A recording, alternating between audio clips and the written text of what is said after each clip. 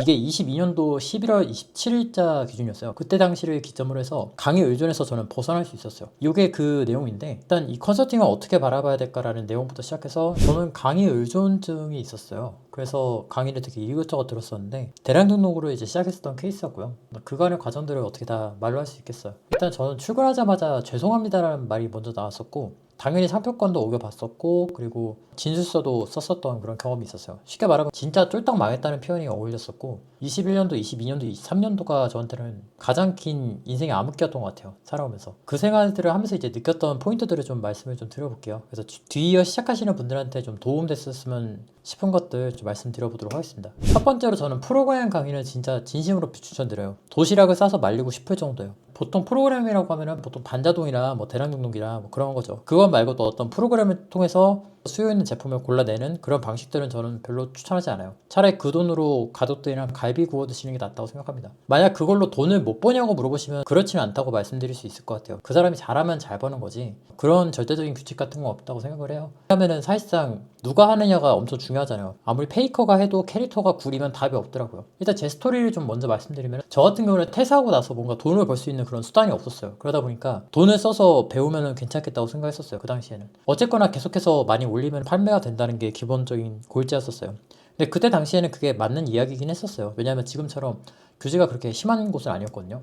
그래서 저 같은 경우에는 사업자를 거의 17개는 됐었죠. 그게 너무 안 되고 안 되고 안 되다 보니까 반자동으로도 바꿔보고 일본 구매 대행으로도 눈 돌려보고, 나중에 상호로 얘기하면 안 되지만 화장품 반문 판매도 했었어요. 그 과정에서 친구도 이제 많이 잃었죠. 한번 생각해보세요. 만날 때마다 물건 팔아달라고 하면 누가 좋아하겠어요. 그런데 저는 어쩔 수가 없었어요. 왜냐하면 저도 먹고 살아야 될 거 아니에요. 돈은 벌리는 건 없지, 회사 가기에는 커리어는 다 망가졌지, 할 수 있는 게 많이 없더라고요. 그래서 제가 선택했었던 방법은 돈을 써서 돈 버는 방법을 배우는 거였어요. 그게 거의 진짜 못해도 한 2천만 원은 되는 것 같고, 비쌌던 거는 한 번 만날 때 150만 원, 그러니까 원데이 150도 있었고, 4번 만나는데 거의 400만 원, 450만 원 돈 그쯤 들어가는 것도 있었어요. 그래서 그 당시에는 제가 모아뒀던 돈의 거의 50%를 다 까먹었던 상태였었어요. 그래서 진짜 짜잘짜잘한 것들, 웬만한 강의들은 정말 섭렵을 했었던 것 같아요. 그런 과정 속에서 제가 느꼈던 게 몇 개가 있는데 두 개를 말씀드려볼까요? 첫 번째는 강의를 선택하는 방법이고, 두 번째는 제가 그 과정 속에서 느꼈던 더 이상 강의를 듣지 않을 수 있었던 두 개를 먼저 말씀드려볼게요. 일단 저 같은 경우에는 일기를 적는 편이에요. 그래서 어떤 시점에 어떤 생각을 했는지를 따라갈 수가 있는데, 이게 22년도 11월 27일자 기준이었어요. 그때 당시를 기점으로 해서 강의 의존에서 저는 벗어날 수 있었어요. 이게 그 내용인데, 일단 이 컨설팅을 어떻게 바라봐야 될까라는 내용부터 시작해서 좀 읽어보면은, 이 정도의 값어치를 하냐고 물어보면 내 생각에 앞으로의 일이 중요할 것 같다. 마인드는 중요할 것 같다.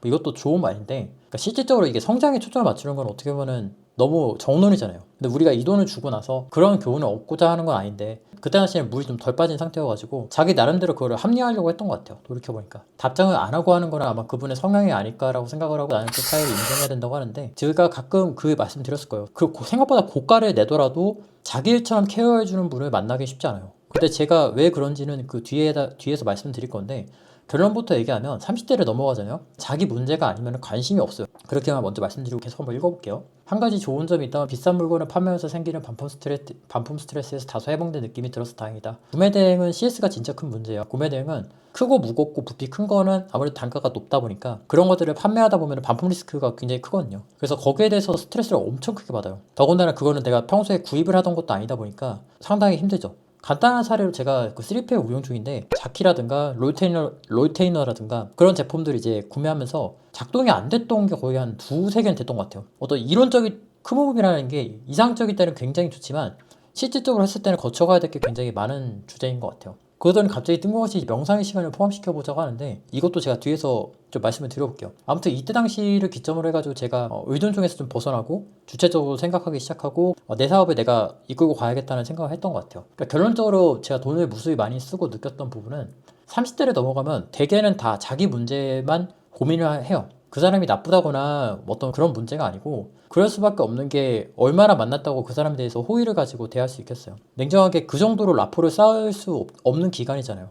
실질적으로 원피스 시간대에는 거의 한 달 정도밖에 안 지났는데 눈물 콧물 다 짠다고 하는데, 그거 보고 사람들 비웃잖아요. 그러니까 그런 느낌이었는데, 저는 그거를 애써 외면했었던 것 같아요. 그게 제가 느꼈던 첫 번째였고, 두 번째는 그 사람들이 내 사업을 잘 알지를 못해요. 그러니까 이 사업을 끌고 올 수 있었던 거는 그 좋은 판단들이 겹쳐져서 만들어진 결과인데, 저만큼 그거를 고민하는 사람이 없거든요. 전문성에 대한 문제도 있을 수밖에 없어요. 이건 자세한 얘기는 제가 카드뉴스에 올려드릴 테니까 그 부분 참고해 주시면 될 것 같고, 어차피 이 문제를 제일 잘하는 건 나 자신밖에 없어요. 그 사람이 내 문제를 나만큼 관심 있게 지켜봐야 될 리스크 또한 없어요. 그거를 고가의 돈을 줘가면서까지 얻을 필요는 더더욱 없더라고요. 제가 생각하는 가장 큰 문제점이, 모든 질문의 답이 거의 대부분은 업로드를 더해라로 수렴이 돼요. 근데 그가 어느 정도 답이 될 수는 있지만 이건 너무 심해요. 그러니까 무슨 소리냐면, 매출이 안 나왔어요. 그러면은 더 올리라고 해요. 1만 개를 올려도 지웠다 다시 올리래요. 지금 내가 잘하고 있는지 모르니까 진단을 해달라고 하면 기승전 더 올려라요. 아니 무슨 사업이 이래요. 어떻게 문제의 답이 하나로 정해져 있어요. 진짜 보통은 저랑 비슷한 케이스로 흘러가실 텐데, 처음에 강의 들어요. 근데 이게 안 된다고 느껴요. 그러면 강사한테 물어봐야겠다고 생각을 해요. 그러면 넌 더 올려야 된다, 지금 필사적이지 않다, 그런 이야기 다 돼요. 그러니까 태도에 대한 이야기를 많이 받아요. 나한테는 아직 해소가 되지 않은 그 마음이 있으니까 유튜브에서 다른 사람을 또 찾아요. 그 사람을 딱 보다가 이 사람 괜찮다 하면은 그 사람도 강의를 팔아. 또 그 사람 거를 들어요. 그 사람한테 컨설팅을 받는데, 대표님이 업로드 하실 때 뭐 해시태그를 안 넣으셨다, 키워드를 잘못 잡았다, 그런 SEO에 대한 얘기를 해요. 거기서 진짜 무한 반복이 일어납니다. 제가 가끔 그 말씀 드렸는데, 키워드는 생각보다 중요하지 않아요. 해시태그는 더더욱 안 중요하고요. 저는 트래픽 진짜 극혐론자 중 하나인데, 실제로 제가 회사에서 내부적으로 교육할 때 트래픽 절대 쓰지 말라고 해요. 그거 써서 성과 내면 뭐예요? 실력도 쌓이지도 않고 사고력도 아무것도 안 되는데. 그러다 보니까 검증이 안 되는 부분이 많다 보니까 저는 쓰지 말라고 하는데, 그걸 안 쓰고도 8만 키워드를 기준으로 해서 3등까지 제가 가봤거든요. 잘하고 못하고를 떠나서 기본이 없는 건 저는 아니라고 생각해요. 이게 제가 느꼈던 포인트는, 해시태그를 뭐 한두 개 추가한다거나 어떤 뭐 키워드를 바꾼다거나 전체적인 운영의 관점에서는 그게 그렇게까지 중요하진 않더라고요. 심지어 이거는 상표권 리스크가 있죠. 상표권 리스크보다 차라리 재고 리스크가 낫다는 게 제 생각이에요. 심지어 불려가는 것도 불려가는 건데, 미안한 것도 미안하고, 가족이 있다면 더 미안했을 것 같아요. 저는 차라리 그럴 거면, 사입은 그래도 그런 건 아니거든요. 지금은 강의를 듣거나 하진 않아요. 오히려 내부에서 직원분들 구인해서 내부에서 이제 하고 있죠. 그렇다고 해서 그 이유로 아예 안 들은 게 있냐라고 하면은, 그걸 제가 선택했던 이유가 분명히 존재해요.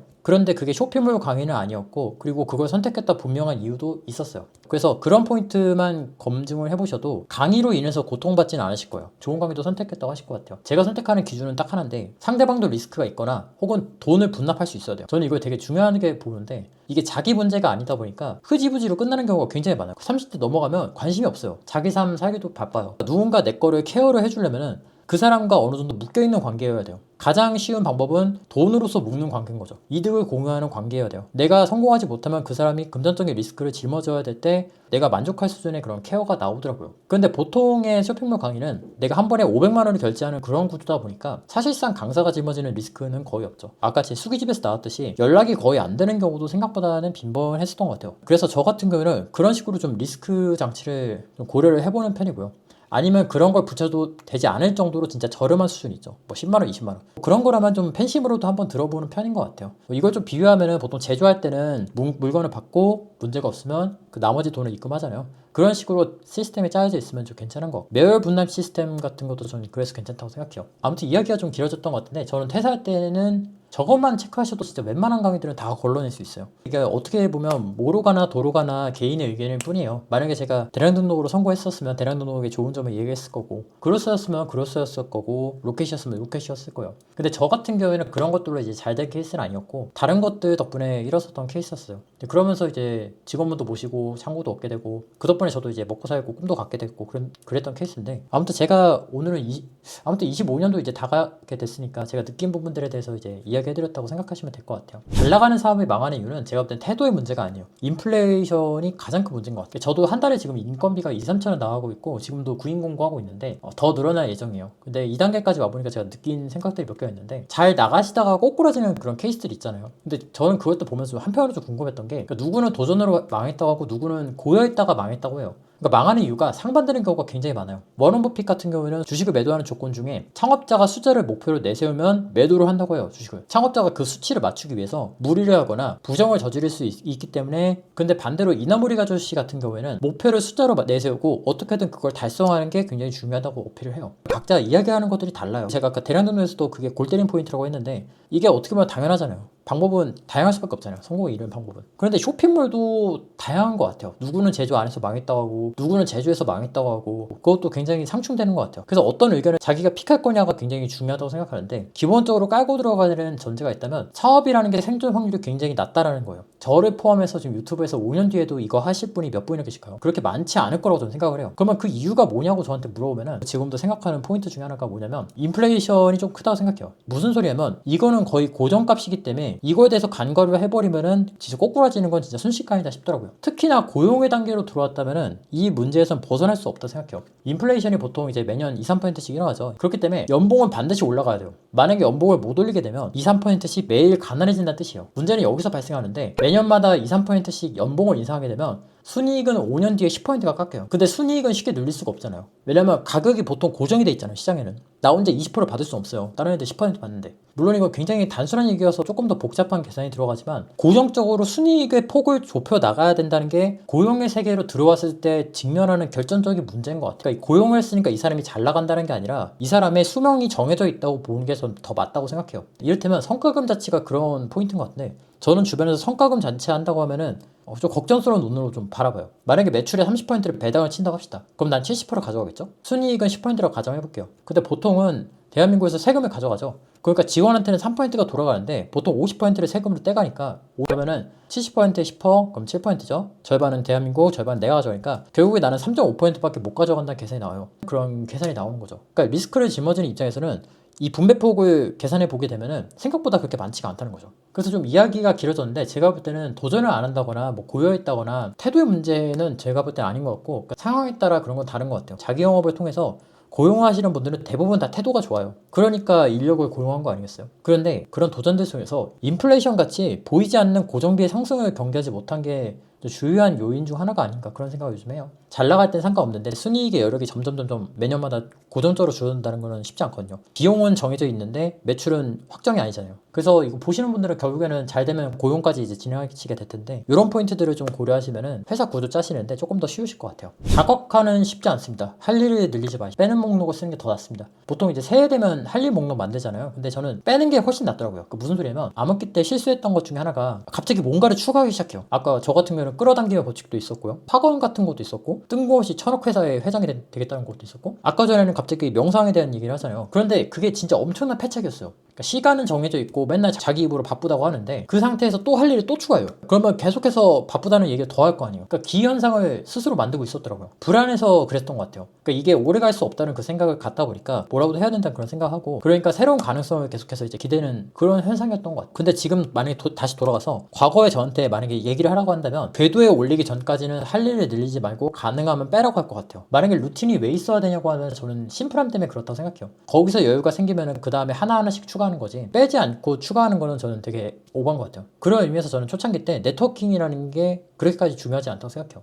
특히나 이쪽 분야라면은 서로의 아이템을 공개하지 않아요. 왜냐하면 이미지 검색 때문에 복제가 너무 쉽거든요. 서로가 서로 거 오픈하지도 않고 자기가 무슨 스토어를 운영하는지도 오픈하는 경우가 거의 없어요. 그러다 보니까 서로 할 수 있는 말이 막상 다녀오고 나면은 어떤 영양가가 없다는 생각을 많이 하게 되더라고요. 그래서 굳이 그런 네트워킹이라든가 같이 일한다든가 그런 거 신경 쓰지 마시고 할 수 있는 것들을 하고 좀 고독의 시간에 조금 더 많이 견뎠어야 됐던 것 같아요. 고 배우는 거는 매우 중요하지만 그걸 할 만한 투명성은 확보하기는 조금 더 힘든 것 같아요. 아무리 합리적이어도 그것을 받아들이는 인간은 감정적입니다. 조금 이야기가 좀 길었는데 요거는 지금도 제가 갖고 있는 화두긴 해요. 그러니까 아무리 좋은 말이고 합리적이어도 인간의 감정이 그거를 못 따라간다는 거를 지금은 좀 알 것 같아요. 이 사업이 숫자를 많이 다루는 일이라고 저는 생각을 해요. 보통 프로는 숫자로 얘기한다 하잖아요. 처음에 회사 제도를 세팅할 때 성과제를 염두를 해뒀었어요. 근데 잘하는 사람이 더 많이 받는 구조를 제가 하고 싶었는데 왜냐면 그게 합리적이잖아요. 잘하는 사람이 돈을 더 많이 가져가는 구조. 그런데 이 구조를 그래프로 좀 그려보면은 성과가 안 나오면 돈을 못 가져가요. 그렇죠? 성과에 따라서 돈을 받는 거니까요. 그러면 수입이 불안정해지죠. 근데 월급을 받는 사람 입장에서는 월급이 어느 정도 깔아주긴 하지만 어쨌거나 돈이 깎인단 말이에요. 이 구간이 오게 되면 그러면은 감정이 요동쳐요. 아무리 합리적인 거였더라도 나의 연봉이 깎였다는 생각으로 가게 되더라고요. 제가 이걸 하면서 느꼈던 거는 사람이 아무리 합리적인 걸 받아들인다 하더라도 감정에 더 좌지우지되는 경우가 더 많더라고요. 저 같은 경우는 원래 합리성이나 논리성에 초점을 맞추는 사람이었어요. A는 B니까 C다 그런 것들을 되게 좋아하는 사람이었는데 결국엔 구매할지 말지 선택하는 건 감정적인 사람이었더라고요. 그래서 지금은 보통은 감정선들을 파악하는 거에 좀 더 공부를 하는 편이에요. 그리고 그런 부분들을 이제 고려를 해야 퀄리티가 더 높아지더라고요. 상세 페이지도 그런 것 같아요. 어떤 이미지를 보여줄까가 아니라 내가 어떤 감정선을 건드릴까를 고민하면은 조금 더 편하고 그게 조금 더 좋았던 기획으로 기억이 남는 것 같아요. 그런 의미에서 제가 책을 한 권 좀 추천드리면은 정말 잠이 잘 오는 책인데 사람은 왜 설득되는가라는 책이 있어요. 제가 그 이미지 아마 띄워드릴 텐데 그 책 진짜 괜찮습니다. 감정심리학이라는 표현이 맞을지 모르겠는데 그런 포인트를 건드리는 것 같아가지고 저는 이 책을 좀 재밌게 보고 있는 것 같아요. 그래서 이렇게 네 가지가 지금의 화두기도 하고 그리고 제가 이 생활하면서 느꼈던 부분들을 좀 말씀을 좀 드려봤어요. 조금 더 빨리 알았으면은 성장 속도가 빨랐겠다 그런 생각도 많이 들고 슬럼프를 벗어나는 기간도 좀 빨랐겠다 싶은 부분들이 있어요. 이제 26년도가 되었는데